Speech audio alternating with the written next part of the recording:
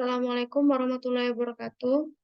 Perkenalkan, nama saya Dona dengan NIM B1B1228082, Program Studi Ilmu Pemerintahan, Fakultas Hukum, Universitas Jambi.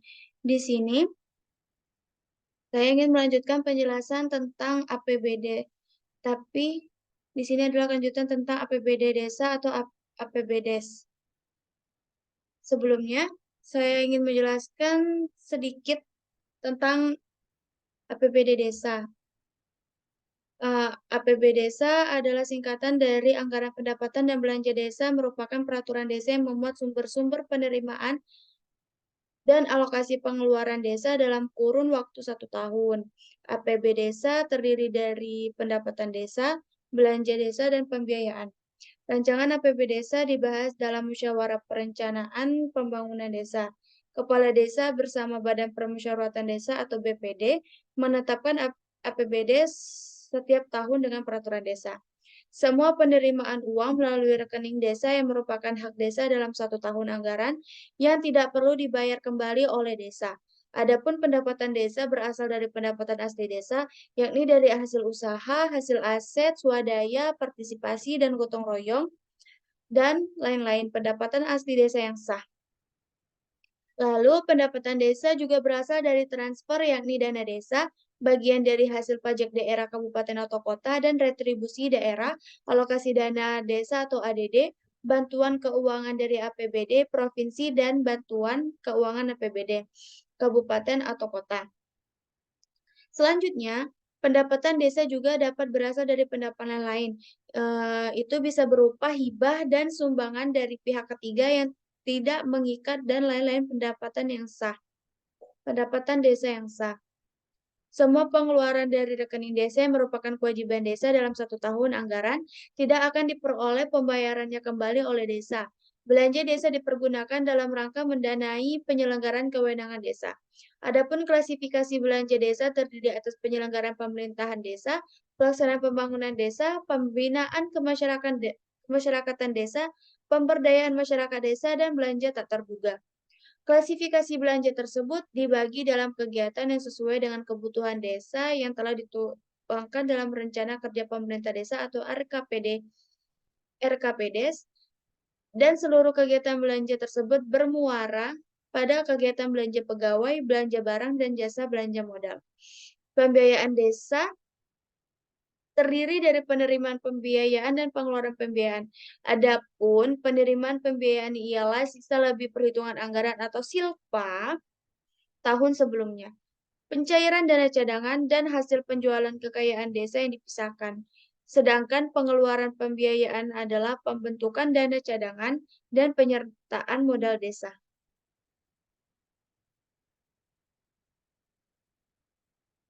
Di sini ada alur penyusunan APBDes atau alur siklus APBDes. Dari yang pertama adalah pihak-pihak yang terlibat dalam penyusunan APBDes adalah pihak-pihak yang adalah adanya pemerintah desa atau kepala desa dan perangkat desa. Yang kedua adalah BPD, Badan Permusyawaratan Desa. Yang ketiga, perwakilan warga atau tokoh masyarakat, unsur perempuan, unsur warga miskin, organisasi kemasyarakatan, bupati atau camat. Penyusunan RPD, APBD, APBDes. Di sini saya akan menjelaskan siklus APBDes.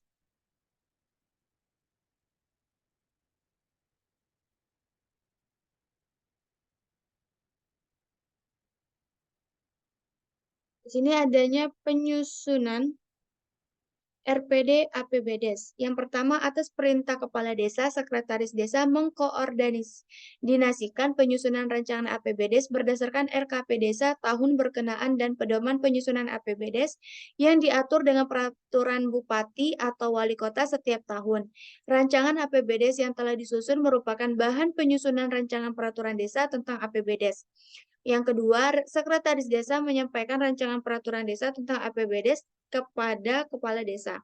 Yang ketiga, rancangan peraturan desa tentang APBDes disampaikan kepada Kepala Desa kepada BPD untuk dibahas dan disepakati bersama dalam musyawarah BPD. Rancangan peraturan desa tentang APBD disepakati bersama paling lambat bulan Oktober tahun berjalan.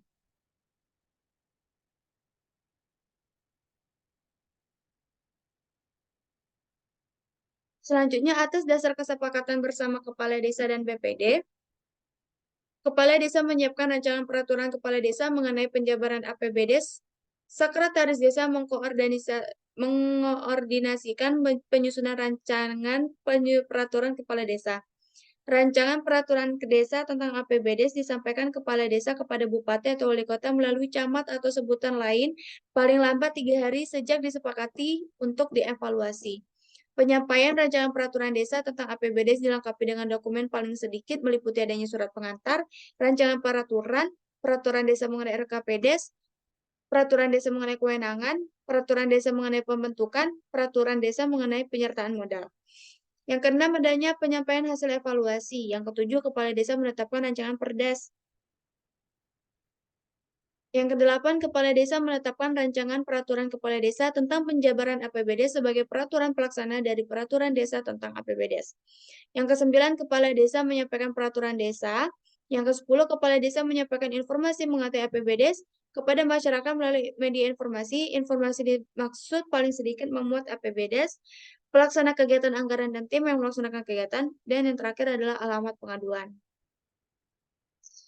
Tahapan pelaksanaan APBDes. Kades itu menugaskan KAUR dan kasih pelaksana kegiatan anggaran sesuai tugasnya, menyusun DPA selama 3 hari kerja setelah peraturan desa tentang APBDes dan peraturan kepala desa tentang penjabaran APBDes ditetapkan. Itu DPA dimaksud terdiri atas yang pertama, rencana kegiatan dan anggaran desa. Yang kedua, rencana kerja kegiatan desa. Yang ketiga, rencana anggaran biaya. Yang terus selanjutnya, KAUR dan kasih pelaksana kegiatan anggaran menyerahkan rancangan DPA kepada Kades melalui Sekdes paling lama 6 hari kerja setelah penugasan dari Kepala Desa. Yang ketiga, Sekretaris Desa melakukan verifikasi rancangan DPA paling lama 15 hari kerja sejak KAUR dan kasih menyerahkan rancangan DPA. Yang keempat, Kades menyetujui rancangan DPA yang telah diverifikasi oleh Sekretaris Desa. Yang kelima, KAUR Keuangan menyusun rancangan RAK Desa berdasarkan DPA yang telah disetujui Kades. Yang keenam, rancangan RAK Desa sebagaimana disampaikan kepada Kades melalui Sekretaris Desa. Yang ketujuh, Sekretaris Desa melakukan verifikasi terhadap rancangan RAK Desa yang diajukan KAUR Keuangan. Yang kedelapan, Kades menyetujui rancangan RAK Desa yang telah diverifikasi Sekretaris Desa. Yang kesembilan, KAUR dan kasih melaksanakan kegiatan berdasarkan DPA yang telah disetujui Kades. Dan yang kesepuluh adalah KAUR dan kasih menyampaikan laporan perkembangan pelaksanaan kegiatan dan laporan akhir. Selanjutnya adalah tahap penata usahaan.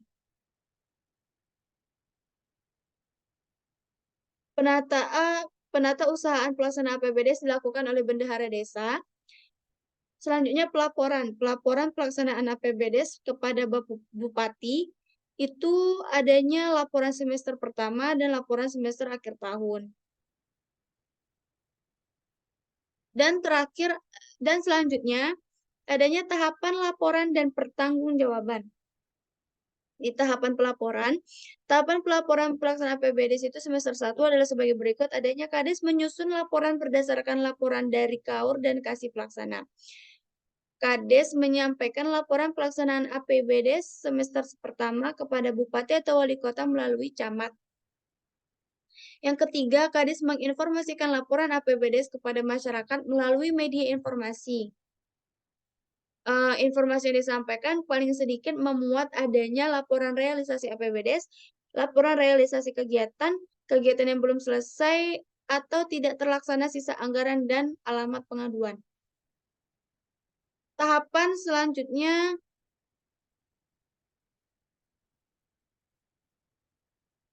adalah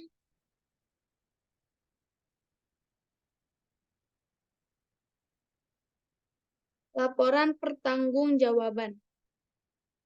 Tahapan laporan pertanggungjawaban realisasi APBD adalah sebagai berikut.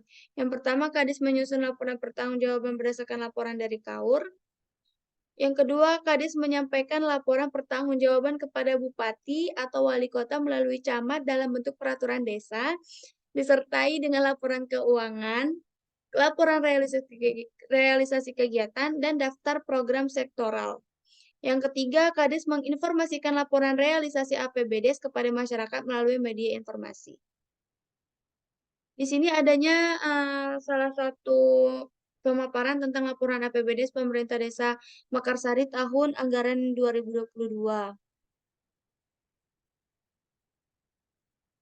Penjelasannya, adanya pendapatan asli desa, itu meliputi hasil usaha desa dan lain-lain pendapatan asli desa. Yang kedua, adanya pendapatan transfer, itu adanya dana desa bagi hasil pajak dan retribusi. Yang ketiga, alokasi dana desa. Yang keempat, bantuan keuntungan provinsi.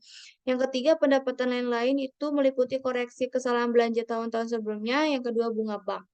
Selanjutnya itu ada belanja, yaitu meliputi bidang penyelenggaraan pemerintahan desa.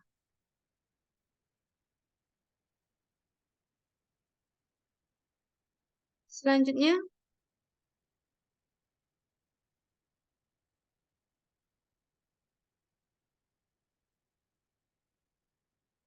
bidang pemberdayaan masyarakat itu terus termasuk ada pembiayaan. Pembiayaan itu adanya penerimaan pembiayaan dan meliputi dari silpa tahun sebelumnya, silpa tahun berjalan. Sekian penjelasan dari saya tentang APBDes mengenai anggaran pendapatan belanja desa. Kurang lebih saya mohon maaf jika ada yang kurang.